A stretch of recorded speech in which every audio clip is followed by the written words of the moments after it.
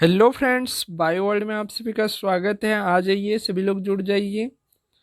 आज के लेक्चर में आप लोग बायोलॉजी के इम्पोर्टेंट एमसीक्यू करने वाले हैं। चलिए फटाफट से जुड़ जाइए। आज के लेक्चर में जो है आप लोग जेनेटिक्स चैप्टर से जितने भी एमसीक्यू हो सकते हैं, लगभग टारगेट तो 50 की है, जितनी हो पाएगी हम लोग करने वाले हैं। चलिए फटाफट ऐड होते चलिए। एक बार ग्रुप में लिंक शेयर कर दीजिए ताकि सारे बच्चे एक साथ जुड़ जाए। चलिए क्वेश्चन स्टार्ट करें। पेड कोर्स में जेनेटिक्स चैप्टर खत्म हो चुकी है, molecular basis of inheritance start हो चुकी है, वो भी लगभग 75% चैप्टर कंप्लीट होने वाली है। ठीक है, तो आज हम जेनेटिक्स चैप्टर से करते हैं और नेक्स्ट डे जब होगा, जब तक कि मैथ वाले सर नहीं आ जाते तब तक जो है मैं ही क्लास ले रहा हूँ। तो तब तक हम लोग जितने भी ऑब्जेक्टिव क्वेश्चन छूटे हैं, यानी कि जिनका थ्योरेटिकल पार्ट पेड कोर्स में जूम पे हो चुका है, उनका ऑब्जेक्टिव क्वेश्चन यहाँ कर लेंगे। ठीक है, चलिए स्टार्ट करते हैं। पहला यहाँ पर, किसी जीव का जीनी संरचना कहलाता है।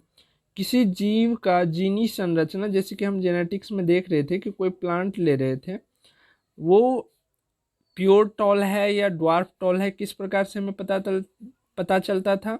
जब हम उसके जीनोटाइप को देखते थे तब हमें पता चलता था। ठीक है, तो किसी जीव के जीनी संरचना को हम क्या बोलते हैं? जीनोटाइप बोलते हैं, और जीनोटाइप को हिंदी में बोलते हैं जीन पर रूप। ठीक, तो राइट आंसर क्या हो जाएगा आपका? बी हो जाएगा, जीनोटाइप या जीन पर रूप। ठीक ना। चलिए नेक्स्ट क्वेश्चन देखिए। नेक्स्ट क्वेश्चन है, मेंडल ने अपने प्रयोग के लिए बगीचे में उगाए जाने वाले किस पौधे का चयन किया? सभी लोग जानते होंगे, गुलाब के पौधे का चयन किया था। अच्छा, गर्लफ्रेंड को देना था ना, इसीलिए गुलाब के। मारेंगे ना मटर के पौधे का। ठीक, ये गर्लफ्रेंड नाम चिड़िया जो है ना कभी भी उड़ जाती है, इसीलिए मेंडल ने बहुत अच्छा काम किया था, उन्होंने मटर के पौधे को चुना था। ठीक ना, गुलाब के पौधे को नहीं चुना था। चलिए नेक्स्ट क्वेश्चन देखिए।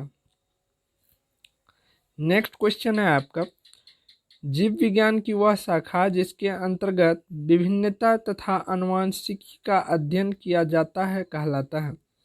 विभिन्नता एवं आनुवंशिकी का अध्ययन जीव विज्ञान के जिस शाखा के अंतर्गत किया जाता है उसे क्या बोलते हैं हम लोग? अनुवांशिकी बोलते हैं। ठीक है, आगे और हार्ड हार्ड क्वेश्चन आएगा। अभी जो नॉर्मल से नॉर्मल हो सकते थे वहां से हमने स्टार्ट किए, फिर हम लोग एक स्टैंडर्ड लेवल के क्वेश्चन तक पहुंचेंगे। ठीक ना, चलिए आगे बढ़ते हैं। अगला क्वेश्चन लीजिए। अगला क्वेश्चन है, जनकों से उनके संतानों में पीढ़ी दर पीढ़ी युग्मकों के माध्यम से पैतृक गुणों का संचार क्या कहलाता है? एक पीढ़ी से दूसरे पीढ़ी में जाने वाले कैरेक्टर को हम लोग क्या बोलते हैं? बोलिए बोलिए, क्या बोलते हैं? अनुवांशिकता बोलते हैं। ठीक, सभी को पता होगी। चलिए अगला क्वेश्चन देख लीजिए। अनुवांशिकता का पिता किसे कहते हैं? सभी को पता होगी, इसमें तो बताने की कोई जरूरी है नहीं, है ना? सी मार देना। चलिए चलिए अगला क्वेश्चन करते हैं। अगला क्वेश्चन है, अपने प्रयोग में विपरीत गुण वाले दो जनक पौधा को मेंडल ने क्या नाम दिया तथा उन्हें किस अक्षर से अंकित किया? देखिए, फर्स्ट टाइम अगर किसी भी प्रकार के क्रॉस करवाते थे, तो जैसे अगर मान के चलिए पौधा में के हाइट को लेकर के क्रॉस करवाते थे, तो एक लेते थे टॉल वाला और एक लेते थे शॉर्ट वाला। ठीक, तो जो टीटी होता था और एक स्मॉल टी होता था, तो हम इसको पेरेंटल बोलते थे ना, क्योंकि एक हाइट वाला लिया जाता था और एक शॉर्ट वाला लिया जाता था। तो क्या हो जाएगा? जनक। पेरेंट को हिंदी में बोलते हैं जनक। तो ए नंबर आपका राइट आंसर हो जाएगा। प्रजाति के बीज आपस में प्रजनन क्या कहलाता है? जब एक ही प्रजाति के बीज आपस में प्रजनन करवाता है तो उन्हें क्या बोलते हैं? सेल्फ क्रॉस बोलते थे ना। जब हम फर्स्ट जनरेशन हमको मिलता था, एक कैपिटल और एक स्मॉल, तो फिर हम उसी को F2 जनरेशन पाने के लिए फिर उसी को उन्हीं के साथ करवा देते थे। इसे क्या कहा जाता था? Self cross. सेल्फ क्रॉस को हिंदी में क्या बोलते हैं? जल्दी से बताइए।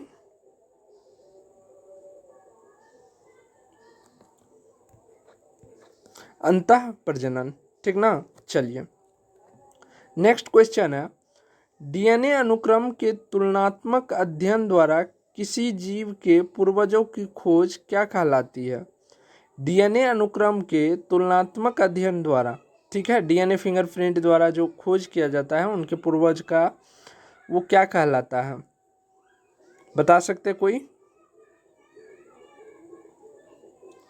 जल्दी से बताइए, अगर जानते हैं तो। हिंदी में यहाँ पर है, नहीं बताइएगा।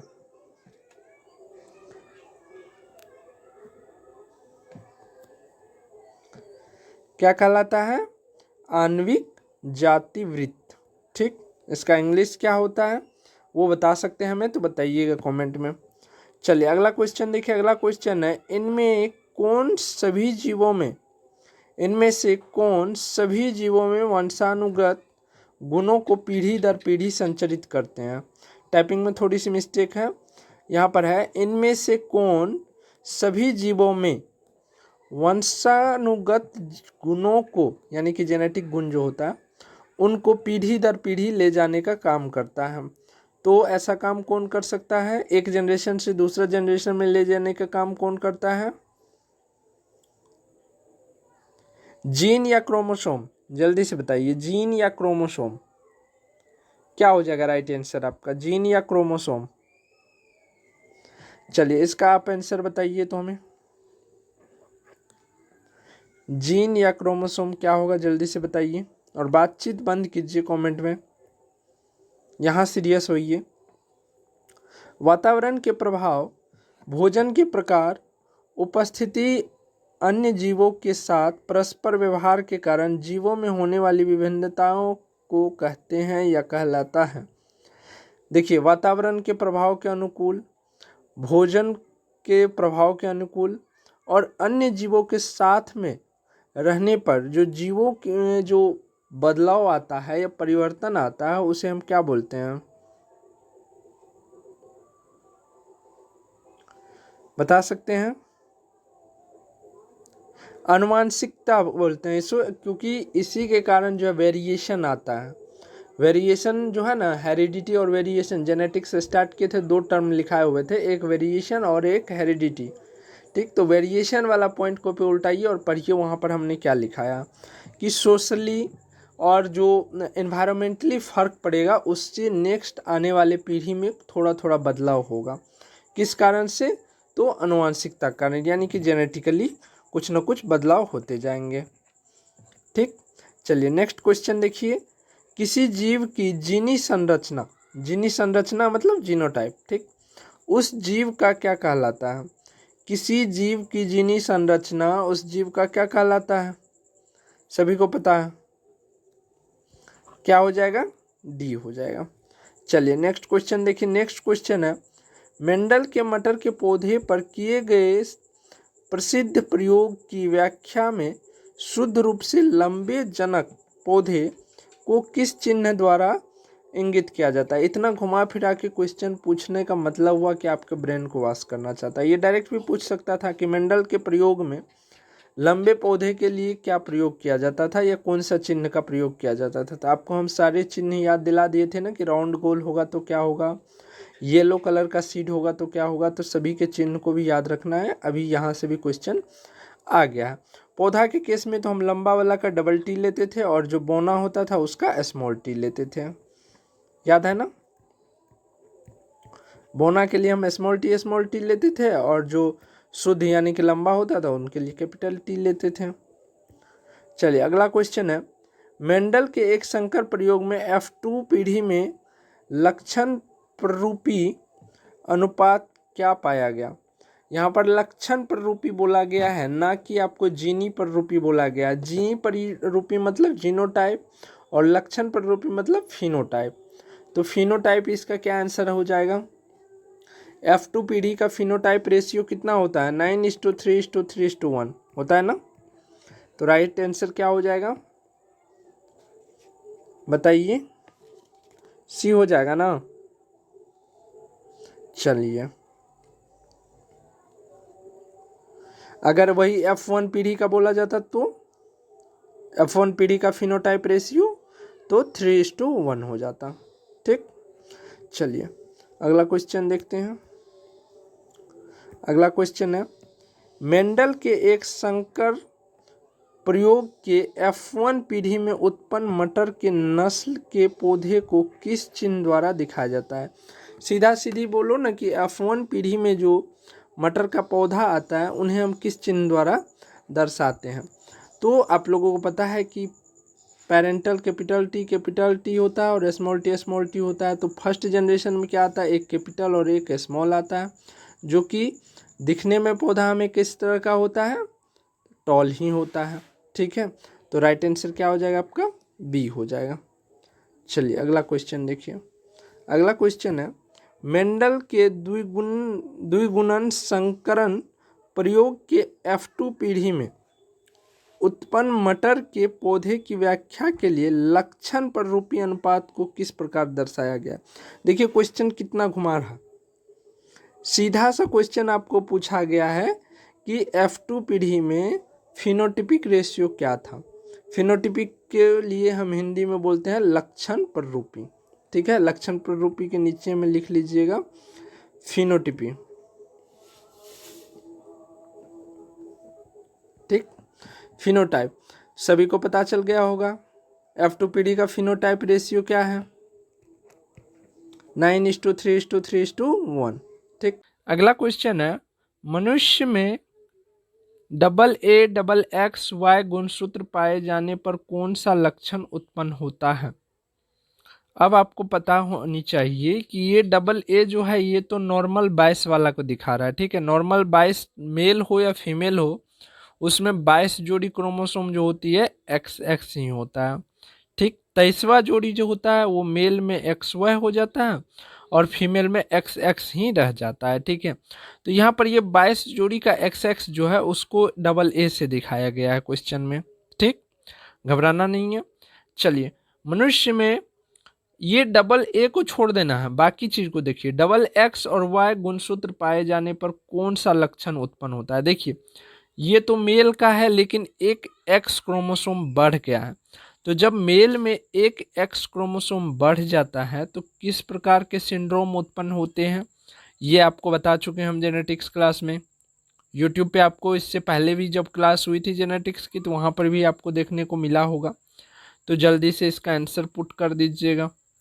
ठीक है, जितने भी डिजिट टाइप के क्वेश्चन पूछेंगे उनका आंसर हम नहीं बताएंगे क्योंकि वो हम पढ़ा चुके हैं आपको। तो थोड़ा सा मेहनत तो करना पड़ेगा कॉपी उल्टाने में।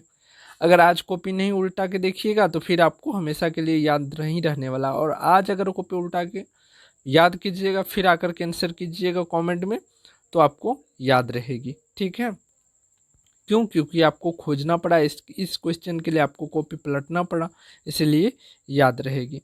चलिए उसके बाद नेक्स्ट क्वेश्चन देखिए। नेक्स्ट क्वेश्चन है, मनुष्य में AA X0 गुणसूत्र रहने पर क्या होता है? देखिए AA तो ये 22 जोड़ी हम आपको बताए हैं। 23वां जो पेयर होते हैं उसमें एक तो है लेकिन एक घट गया है, तो एक गायब ही हो गया। तो इसको क्या बोलते हैं हम? सामान्य इसको बोल सकते हैं, असामान्य बोलेंगे। ठीक, असामान्य में नर होगा या मादा होगा? सामान्य तो हो ही नहीं सकता है। ठीक, समान नर या समान मादा तो हो ही नहीं सकता है। तो ये क्या होगा, नर होगा या मादा होगा? जल्दी से बताइए, जल्दी से बताइए। देखिए हम वैसे आपको ये क्वेश्चन बता चुके हैं कि ऐसी जो प्रॉब्लम आती है नीलोसोमी की वो किस में आती है, फीमेल में आती है। तो क्या हो जाएगा, असामान्य मादा। ठीक, ऐसा प्रॉब्लम आता है, वो किस में आता है वो आपको बता चुके हैं। तो जल्दी से इसका आंसर आप लोग बता दीजिएगा। नेक्स्ट है, मनुष्य में कितने जोड़े गुणसूत्र पाए जाते हैं? आपको पता है कि टोटल मनुष्य में 46 क्रोमोसोम होते हैं। अगर इसका जोड़ा लगाइएगा तो 23 जोड़ा होगा आपका। ठीक ना, राइट आंसर क्या हो जाएगा आपका, बी हो जाएगा। चलिए नेक्स्ट देखिए, क्रोमोसोम के 4 प्रकार का वर्गीकरण किसके आधार पर होता है? क्रोमोसोम का जो 4 प्रकार का वर्गीकरण यानी कि क्रोमोसोम के टाइप्स 4 प्रकार के होते हैं वो किस आधार पर होता है? टेलोमेयर के आधार पर होता है, सेंट्रोमेयर के आधार पर होता है, या क्रोमोमेयर के आधार पर होता है, या सेंट्रोसोम के आधार पर होता है? जल्दी से बताइए अगर कोई बताना चाहे तो।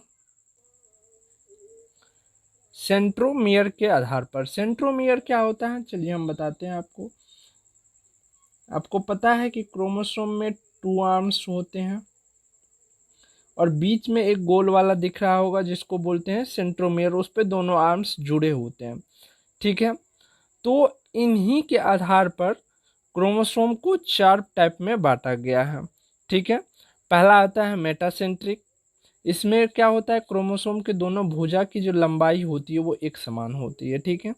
उसके बाद आता है सेकंड आता है सब मेटासेंट्रिक। इसमें एक भुजा जो है दूसरी भुजा से थोड़ा सा छोटा रहता है, ठीक है। ये 2 टाइप से आपको पता चला। तीसरा टाइप जो होता है एक्रोसेंट्रिक होता है। एक्रोसेंट्रिक में क्या होता है कि एक भुजा बहुत ही छोटा रहेगा, ठीक है। मान के चलिए ऊपर वाला इतना बड़ा, दूसरा वाला बस इतना बड़ा ही रहेगा, काफ़ी छोटा रहेगा, ठीक है। और चौथा टाइप्स जो होते हैं वो होते हैं टेलोसेंट्रिक। इसमें केवल एक ही टाइप के आपको आर्म्स यानी कि एक ही भुजा देखने को मिलेंगे, ठीक है। तो 4 टाइप्स होते हैं और किसके आधार पर होते हैं ये? सेंट्रोमियर के आधार पे होते हैं। तो राइट आंसर क्या हो जाएगा आपका? बी हो जाएगा। चलिए नेक्स्ट क्वेश्चन देखते हैं हम लोग। नेक्स्ट क्वेश्चन आपके सामने नीचे है, देखिए।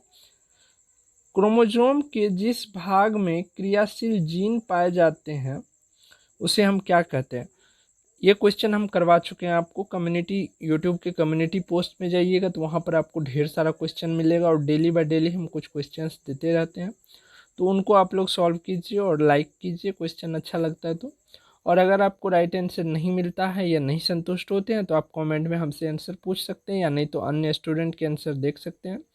जिसका लाइक किया गया होगा समझिए उसके द्वारा दिया गया आंसर राइट है, ठीक है। चलिए ये 22 नंबर क्वेश्चन आप लोगों को पेड कोर्स में हम टेस्ट में भी पूछे थे। बताइए क्रोमोसोम के किस भाग में क्रियाशील जीन पाया जाता है?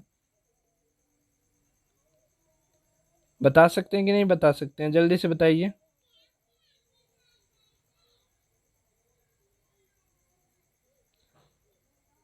जल्दी से बताइए।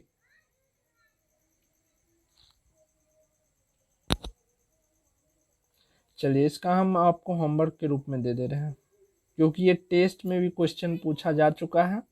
मतलब समझ लीजिए आपके आने वाले एग्जाम के लिए ये भी एक हॉट क्वेश्चन में आपका नंबर में है, ठीक। चलिए नेक्स्ट देखिए, सेक्स क्रोमोसोम की खोज किसने की? ये तो टेस्ट में 17 बार पूछ चुके हैं, ठीक। उसके बाद है वाई क्रोमोसोम की खोज किसने की? ये भी हम पूछ चुके हैं, इसका भी आंसर बताना है। और घबराइए नहीं, जो लोग नहीं जानते हैं वो लोग कमेंट में ज़रूर पूछ लीजिएगा, ठीक है, कि सर इतना नंबर का आंसर क्या होगा। पहले आप गलत सही जो आपको मन में लगेगा ना वो आंसर आप दे दीजिए, मन में जो आपको लगेगा वो आंसर दे दीजिएगा। फिर मैं देखूंगा अगर आपका गलत आंसर होगा तो मैं कमेंट में रिप्लाई में आपको राइट आंसर बता दूंगा, ठीक है। चलिए नेक्स्ट नेक्स्ट क्वेश्चन है, डीएनए के एक चक्कर की लंबाई कितनी होती है? कल यूट्यूब पर भी बताए हुए थे हम, और यहाँ आज फिर बता दे रहे हैं कि एक चक्कर की लंबाई जो होती है कितना होती है? 3.4 नैनोमीटर और 34 एंगस्ट्रम। क्या दिया हुआ है आपका? 34 एंगस्ट्रम दिया हुआ है। तो राइट आंसर क्या हो जाएगा आपका? डी हो जाएगा। चलिए अगला क्वेश्चन देखते हैं। अगला क्वेश्चन है आपका, एक लक्षण के जोड़े की आनुवंशिक अध्ययन कहलाता है। एक लक्षण के जोड़े, ठीक है, किसी एक लक्षण के जोड़े का जब हम आनुवंशिक यानी कि जेनेटिकली रूप से अध्ययन करते हैं तो उसे हम क्या बोलते हैं? बताइए। केवल एक लक्षण के लिए उसको हम मोनो बोलते हैं ना, जब 2 के लिए करते हैं तब डाई बोलते हैं, ठीक है। तो क्या हो जाएगा आपका राइट आंसर? बताइए बताइए।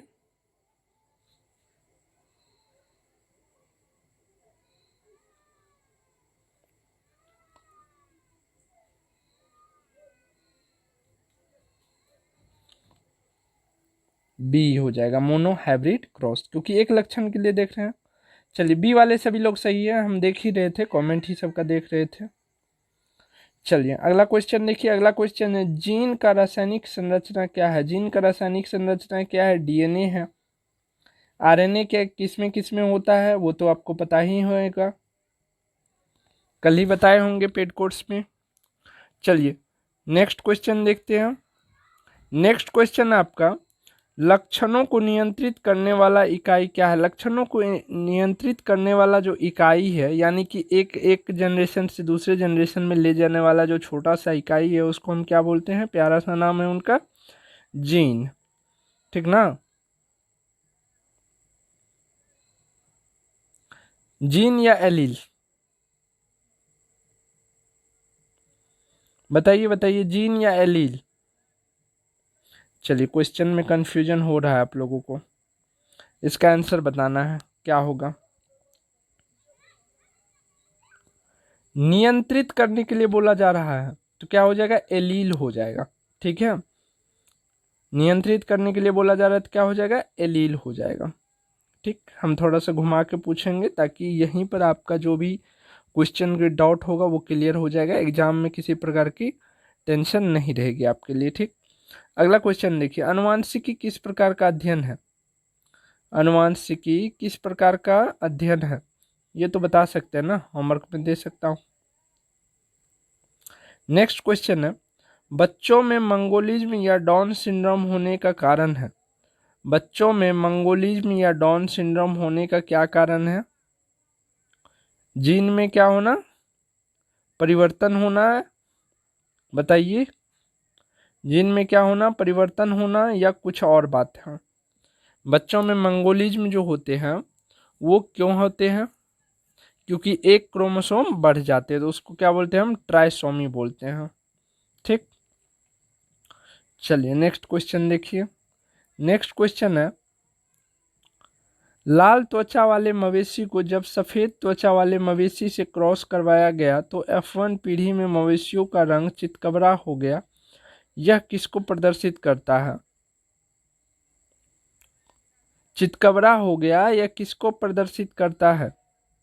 अगर डोमिनेंस को दिखाता, प्रभाविता को दिखाता, तब तो क्या होता? लाल होता, ठीक। तो ये क्या हो जाएगा? अपूर्ण प्रभाविता हो जाएगा या पूर्ण प्रभाविता होगा? पूर्ण प्रभाविता होता तब लाल हो जाता, ठीक है। सह प्रभाविता होता मतलब दोनों का दिखाई पड़ता, तो इसमें क्या बोला जा रहा है? चितकबरा बोला जा रहा है। चितकबरा का क्या हो जाएगा राइट आंसर? ये क्वेश्चन का हम आंसर करवाए हुए हैं पेड कोर्स में आप सभी का, जल्दी से बताइए क्या हो जाएगा? इनकम्प्लीट डोमिनेंस, ठीक है। चलिए नेक्स्ट क्वेश्चन देखिए। नेक्स्ट क्वेश्चन है मेंडल के नियम को दोहराने वाले वैज्ञानिक कौन थे। मेंडल के नियम को दोबारा खोज किसने किया था? रिडिस्कवर। 3 साइंटिस्ट थे जिनका नाम है ह्यूगो डिवरीज, कोरेल कोरेंस और टीसे मार्क, ठीक है। राइट आंसर क्या हो जाएगा आपका?